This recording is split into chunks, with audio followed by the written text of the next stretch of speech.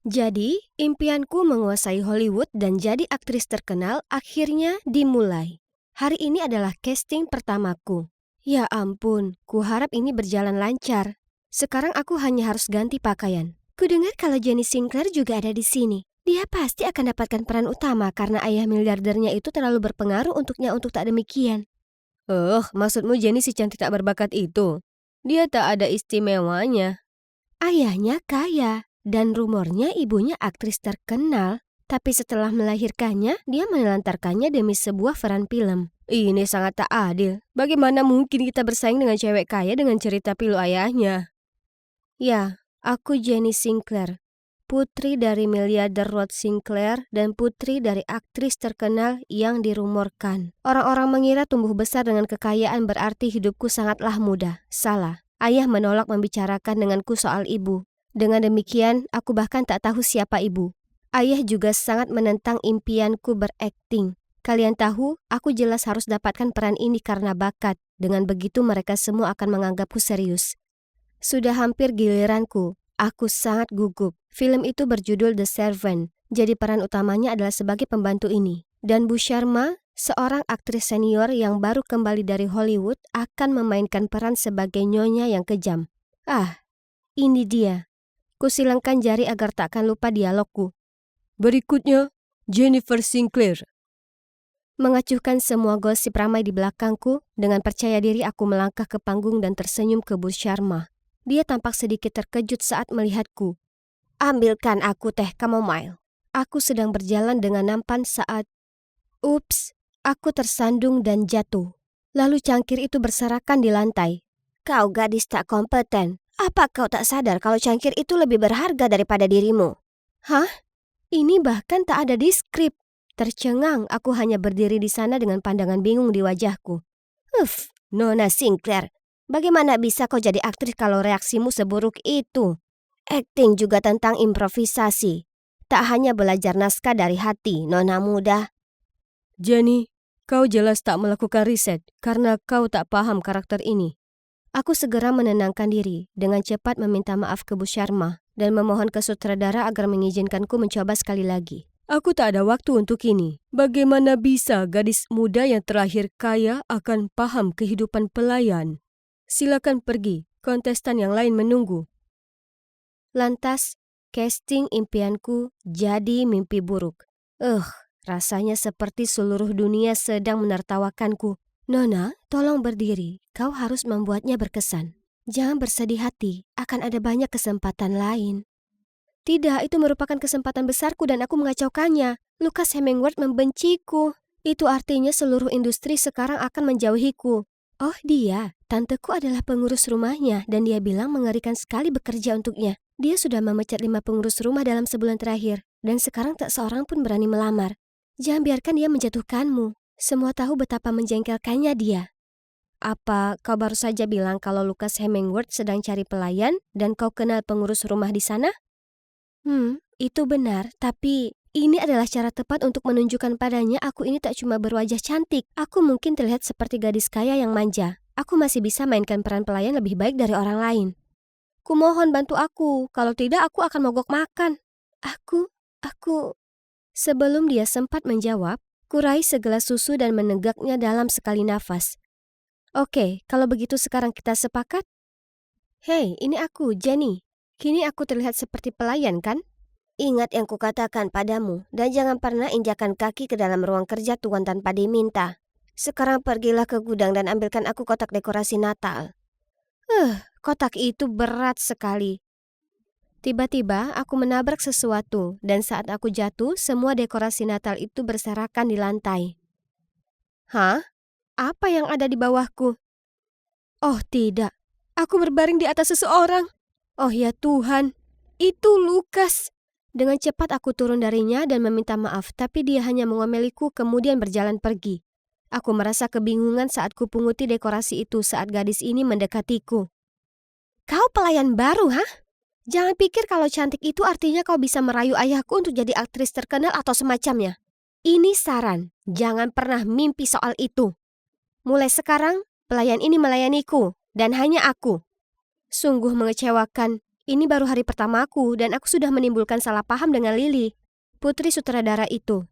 Dia punya reputasi dalam dunia modeling karena kepribadiannya yang sangat tidak menyenangkan. Dan memang sejak hari itu, kapanpun dia ada di rumah, dia menghabiskan tiap detik waktunya menyiksaku. Pernah, Lily menyuruhku membawakannya secangkir teh panas, tapi segera saat kuletakkan nampan teh itu, dia langsung berubah pikiran. Dia ingin tehnya dingin saja, jadi aku harus berdiri mengipasi cangkir teh itu setengah jam lamanya. Kemudian di kesempatan lain, dia menyuruhku berdiri di dekat kolam di tengah hari membawa satu nampan buah. Lalu setiap selesai putaran, dia menyuruhku menyuapinya sepotong. Tak heran akhirnya aku terkena sengatan panas dan jatuh ke kolam. Yang pastinya sangat lucu untuk Lily. Ya, lihat saja siapa yang tertawa hari ini mungkin akan menangis besok. Hari berikutnya saat menyirami mawar di halaman belakang, kulihat melalui jendela ruang tamu, Lily akting jadi pelayan di depan ayahnya. Tampaknya dia juga ingin mengambil peran utama di film itu. Kurasa kau sebaiknya fokus ke proyek ikan komersilmu. Kau belum pelajari dialognya. Dan tangisan pura-puramu itu buruk sekali. Apa kau bahkan tahu dari buku apa film ini diadaptasi? Kemudian ayahnya pergi, meninggalkan dia dengan tantrumnya. Di saat itu, Lily melihatku berdiri di sana tertawa. Jadi sebagai hukuman, dia menyuruhku bersihkan setiap buku di ruang perpustakaan. Terserah. Aku toh suka buku. Berdiri di atas tangga membersihkan, aku kebetulan melihat salinan The Servant, buku yang jadi dasar lakon ini. Kuambil itu dari rak saat tiba-tiba suara dari pintu yang terbuka membuatku terkejut. Dengan cepat ku kembalikan buku itu dan berusaha menuruni tangga, tapi kemudian aku salah menempatkan pijakan dan tangan yang kuat memegang pinggangku dan membimbingku berdiri. Dia mengenakan hoodie, masker, dan kacamata. Ya Tuhan, apa aku baru saja diselamatkan pencuri? Siapa kau? Bagaimana kau bisa masuk? Masuk tanpa izin. Apa kau sadar rumah siapa yang kau coba rampok? Dan kau, apa kau sadar sedang bicara dengan siapa? Pencuri? Konyol. Kemudian dia menarik tudungnya dan melepas kacamata hitam dan maskernya. Oh Tuhan, ini Jack Jerome, aktor paling seksi di layar kaca saat ini. Sebelum aku bisa bereaksi, jeritan memekik Lily mengagetkan kami berdua. Jack, kau di sini. Sangat menyenangkan kau akan tinggal bersama kami selama beberapa bulan ke depan. Aku penggemar beratmu.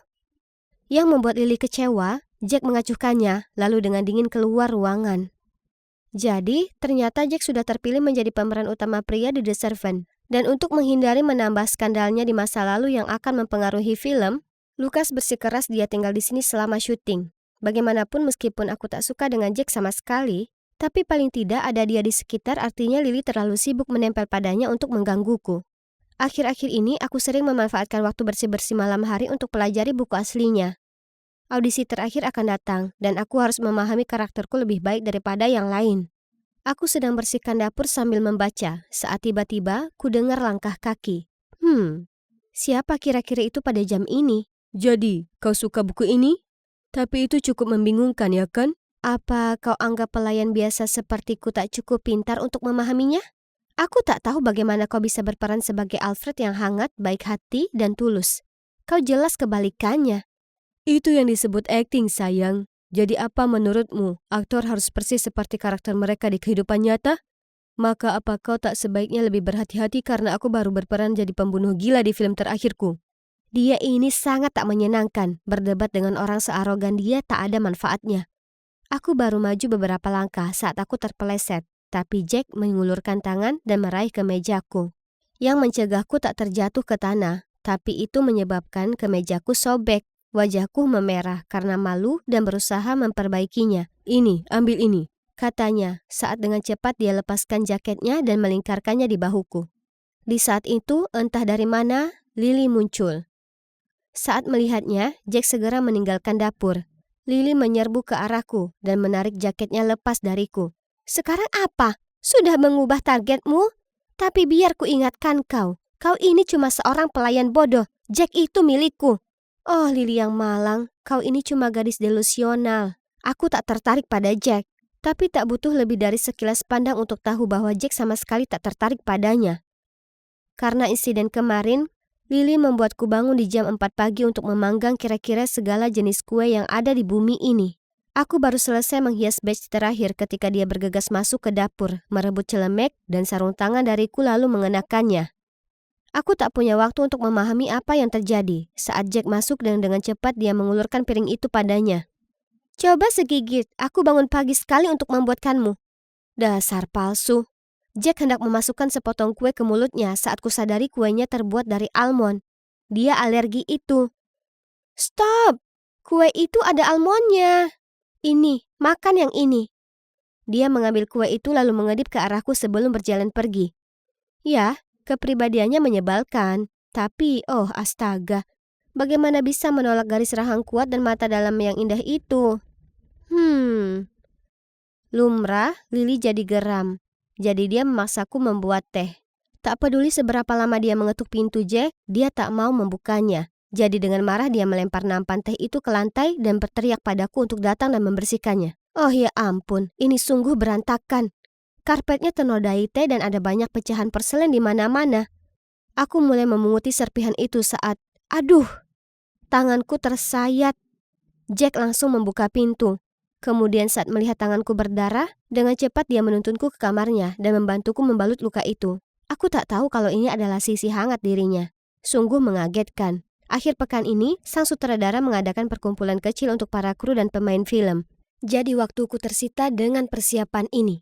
Sekarang aku percaya diri untuk menyatakan kalau aku sudah paham betul bagaimana rasanya menjadi pelayan. Tak ada pekerjaan rumah yang belum kucoba.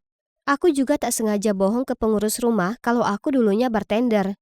Jadi dia menugasiku membuat koktail. Aku sedang mencoba memahami resep cosmopolitan. Saat Jack masuk. Cukup bagus, tapi mungkin perlu lebih banyak jus cranberry. Kau ingin mereka bergembira, bukan pingsan, huh? Aku kenal semua yang datang, jadi aku bisa beri kamu petunjuk apa untuk disajikan ke mereka. Itu hal yang baik, aku bisa bertanya padanya lebih banyak mengenai lawan mainku yang akan datang. Kami berdua ngobrol penuh semangat tentang minuman dan buku de Servan. Ternyata dia sebenarnya cukup baik dan sama sekali tak seperti babi egois yang digambarkan oleh media. Sementara ngobrol dan minum, aku merasa agak pusing. Tiba-tiba Jack mendekatiku. Sebenarnya menurutku kau ini memikat, jadi kau boleh berhenti bermain-main sekarang. Bermain-main? Hah? Kau kira aku menyukaimu? Kau mabuk. Aku hendak pergi saat Jack menghentikanku. Kau selalu terjatuh di depanku. Kau ingat alergi almondku. Kau membaca buku yang kuperankan sebagai pemeran utama. Jika kau tak menyukaiku, bagaimana bisa kau bersamaku selama ini? Kupandang Jack dengan bingung. Jujur, setiap kali aku memandangnya, kurasa jantungku berdebar. Melihatku merona, dengan lembut Jack mengangkat daguku dan mendaratkan ciuman manis di bibirku. Tepat di saat itu, jeritan membuatku loncat dan hampir terjatuh lagi. Apa-apaan yang kalian berdua lakukan? Dengan panik aku lari keluar dapur, meninggalkan Lily berteriak di belakangku. Aku duduk di luar dekat kolam hingga aku kembali tenang. Itu tak disangka, ciuman pertamaku adalah dengan Jack, aktor penuh skandal yang sangat kubenci. Kurasa aku harus pergi sebelum semuanya jadi makin rumit. Setelah memantapkan diri, aku kembali ke kamarku untuk mulai berkemas dan kulihat pakaianku terlempar ke lantai dan di sana, yang duduk di ranjangku dengan tatapan sombong di wajahnya adalah Lily. Dia lambaikan paspor dan naskahku di tangannya. Jenny Sinclair, rupanya aku tahu rahasiamu. Betapa rendah hatinya dirimu menurunkan derajatmu sendiri bermain-main jadi pelayan untuk mendapatkan peran film. Bayangkan skandal itu jika pers sampai tahu tentang ini. Tak akan ada yang berani bekerja sama dengan ular sepertimu. Dengan marah, kurebut barang-barangku kembali, tapi tak berhasil. Lily bahkan mengeluarkan ponselnya untuk merekam dan mengancamku. Lakukan seperti yang kukatakan, kalau tidak video ini akan viral. Maka ayahmu tersayang tak hanya akan tahu kau selama ini menggosok toilet seharian, tapi bayangkan dampak kebohonganmu ini terhadap reputasinya yang berharga. Dia cari masalah dengan gadis yang salah. Pengalaman metode aktingku ini sudah selesai. Aku sudah muak jadi bonekanya. Ini saatnya dia menyadari siapa sebenarnya yang menguasai permainan ini.